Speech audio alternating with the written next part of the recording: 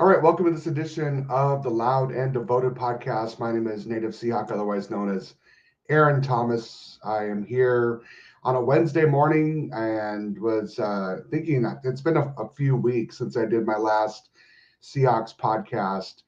Yet, at the end of the day, it's like, okay, I was trying to figure out when the dust settles, when to kind of come in. And, you got all these other awesome bloggers out there, vloggers that are doing great work. And so just learning a lot from what they're saying and kind of coming up with my own little angle based on what they're not saying or what they're not saying at this moment. And so I decided to figure out it's almost like when you have revenue streams of income coming into your bank account and all of a sudden that revenue stream is gone. Like, how do you replace that revenue stream, right? How do you get that money back into your bank account to at least get you back to par, right? And make it feel like, okay, nothing has really changed. Of course, you always want more money in the bank account. And in looking at the Seahawks offense, I wanted to look at where they ranked. And Seattle ranked 6th in passing yards in 2024. They ranked 18th in passing touchdowns in 2024. So, you have basically a top 5 passing offense. But now you replaced some legends. Geno Smith is now gone. He's in now Las Vegas. You have DK Metcalf is now in Pittsburgh. And Tyler Lockett is yet to land, but I'm sure once free agency continues, he'll be probably on the next wave of players signed somewhere that needs a wily vet. And so I looked at what kind of players that we just brought in MVS. He's, again, the guy that, a lot of folks didn't know who he was, but then came to the Saints last year, the last part of last year, and did pretty well under Kubiak's system. And you also brought in Cooper Kupp, which of course was a great press conference yesterday. So you take a look at what money has gone out of your bank account and what are you missing in 2025. DK Metcalf stats: he's had 66 receptions last year, almost 1,000 yards, 5 touchdowns. That was all he had last year. 61% catch percentage. And his longest was an 84-yard touchdown last year. He was about 15 yards per reception. Tyler, on the other hand, very lackluster final year in Seattle. 49 receptions, 600 yards receiving, only 2 touchdowns. 66% catch percentage, and 37 yards was his longest, about 12 yards per catch. So that's what you're missing in those two guys. And now you take a look at who you're bringing in. And MVS Scantling is, again, didn't play for most of last year and finally caught on with the New Orleans Saints. I believe he was originally drafted by the Green Bay Packers. Kind of a journeyman a little bit in a short career. But he came in and just lit it up I think lighting it up is a pretty good way of saying what he did in New Orleans under Clint Kubiak. And that offensive scheme that he's got. 400 yards, almost caught up to Tyler Lockett, who had played most of the season, and doubled Tyler Lockett at 4 touchdowns, almost caught up to DK in that short span. Only a 43% catch percentage. And so does that mean that there was drops? Maybe Derek Carr in New Orleans didn't throw very well to him. Who knows? 71 yards was his longest, almost caught up to DK in terms of what he can do to take the top off. He's got elite speed, is what you're getting into the bank account.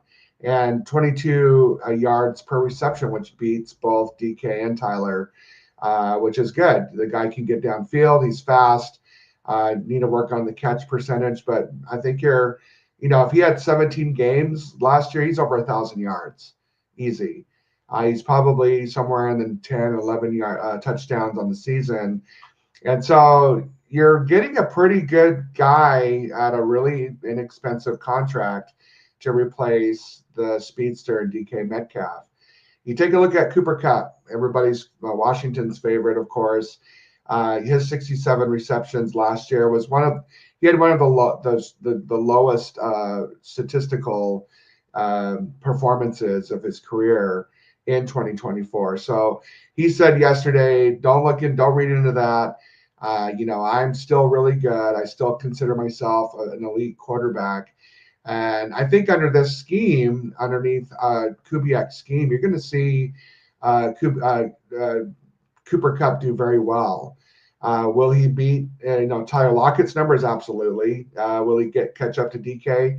I think so. I think you're going to see him more like a 900-yard receiving yards, 6 to 10 touchdowns on the season. But yeah, you look at what he did, 700 yards, even though it was a down season for him, 6 touchdowns, still outpaced DK's, and catch percentage is elite, very strong, 67%. 69 yards was the longest touchdown he had last year, which was really solid. And, he's one of those medium receivers where he's not going to go down the field. He's not going to be just a short yard receiver. He's going to be right around the 9 or 10 yards per reception, which is exactly what you want to get, especially when it's, 2nd and 9. He can help you convert into a first down. So you take a look at the difference where in terms of receptions that you're down after losing the 2 legend receivers, 29 receiving receptions on the year. Can we make that up? Absolutely. I think, you're going to have hopefully 17 games of MVS. And I know Cooper Kupp was injured last year, so you're hoping to get 17 games out of him. You're down 400 yards of performance. That's very easy to make up. You're actually up in touchdowns when it comes to those 2 guys, MVS and Kupp coming in versus the other 2. You're down at 8% in catch percentage, so you have to take a look at MVS, see how we can get that number up. But overall, you guys, we're in really good tip-top shape when it comes to just the statistical talent in your receiving room. And, you still couple that with JSN, you couple that with, any other receiver that we've got. Don't sleep on Cody White, by the way. The kid is tall. He's relatively quick. He's got good hands. I could see him, and, of course, Jake Bobo. We can't underestimate him, although he's been underestimated his career. But you couple with those 2, MVS and Kupp, and I think you're going to see, that the money coming into the bank is going to be just fine in 2025, if not better. Having said that, I wanted to take a look at Geno. Again, is he a legend in Seattle? I would say he was getting there.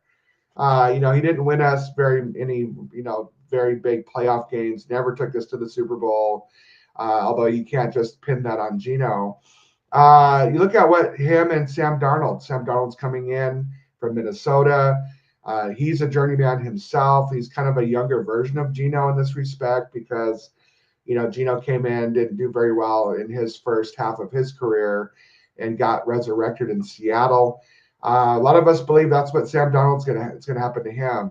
Had one great year in Minnesota under a really good scheme and flourished. And so are you going to lose this 4,300 yards, passing yards that you got from Geno? They were almost exactly the same statistically. 21 touchdowns Geno threw last year. Look at Sam, 35 touchdowns last year. You're gaining 14 more touchdowns and a younger quarterback in Sam Darnold. 15 interceptions that Geno threw and 12, which is less. You're gaining 3 less interceptions thrown by your new quarterback. And I also want to look at quarterbacks under pressure because, of course, that's the biggest question mark in Seattle is the offensive line.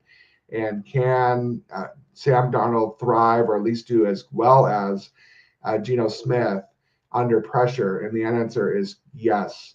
They are almost statistically the same quarterback at a younger age in Sam Darnold at a much cheaper contract in terms of what you're committing to him, the quarterback position. Yeah, it's a gigantic amount. I want to say $28 million, which isn't actually that bad. When you're taking a look at some of the other, like Patrick Mahomes' contract, it's over $50 million. What Brock Purdy's going to want, which the reports are, he's looking at least $45 to $55 million a year. Some people even say 60 that the 49ers are going to have to shell out for him. And so it's only basically a 1 year prove it deal, even though it does say on paper it is a multi-year deal. Seattle can get out of it after this coming season if they wanted. So it doesn't say that they can't go after a young quarterback in this year's draft. That'll be for another show. But this is the other one that I wanted to show you, that this under blitz number is Sam Darnold ranked first in the NFL last year when the defenses blitzed him. Again, a blitz is when you bring more guys that are on, than what you have as protectors. Usually it's a linebacker, a safety, a defensive back comes screaming in from one side of the field to really, pressure the quarterback and hope that the quarterback throws an interception or at least an incompletion, especially when it's third down or even in the red zone. So 12 touchdowns, no interceptions under the blitz circumstance. So interesting data that I wanted to share with you. I think that, if Seattle, if you're looking at, what they've made so far on the offense, what moves they've made, they've had a few little, I'm not going to say splash signings on the offensive line. A lot of us are, peeved about some of the guys that went on to other teams, and some of them wanted to play for them and did not want to come to Seattle. So it didn't matter what Schneider could offer them. They wanted to play under a certain coach, like in Chicago, etc. So now you're looking at, again, there's been a couple of visits this week from offensive linemen that could really contribute to the Clint Kubiak offensive scheme. And, again, trying to upgrade that offensive line as best as you can, either through free agency or through the draft coming up at the end of April. So I'm happy to report. I think overall, you're basically putting yourself in position to replace some legends. And yeah, is Cooper Kupp at MVS the long-term solution? No. That's where the draft comes in, and trying to figure out who else are you going to complement JSN, who's going to get a massive deal, most likely next year, when his rookie contract is going to be coming up. And you can start to renegotiate that and try to extend him, hopefully earlier than later, because as you might have seen in Cincinnati, the Bengals just shelled out a ton of money for Jamar Chase and T. Higgins, which is really setting the stage for JSN to get paid next year, like handsomely. So you want to get JSN done sooner than later, not this year, but next year. And so hopefully Seattle will again continue to keep building, keep looking at and kicking the tires on some free agents that are coming in and seeing whether they can provide depth on your team. We'll get going soon on looking at the defense again. Since the last time I was on, we did get DeMarcus Lawrence from the Dallas Cowboys.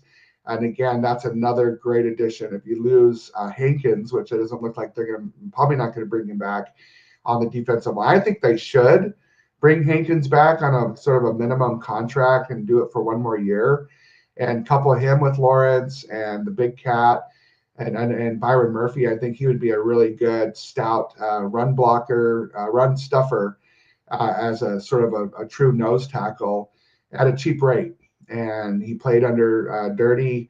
Dirty is our defensive coordinator technically on paper, but they could really couple him like a Hankins, a Lawrence, again, with some of the other guys on the defensive line. Look for a possible restructure on Chen Nwosu. Uchenna, of course, made a little bit of headlines yesterday by giving up his number. He's now number 7 and not number 10 anymore. As Cooper Kupp is now number 10. And so if you have a Nwosu jersey, you're going to have to either put some masking tape and make a 7 out of that 10, or just go get a new one.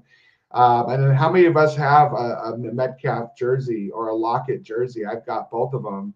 So I got to figure out who I'm going to get. Maybe we'll talk about that in another show.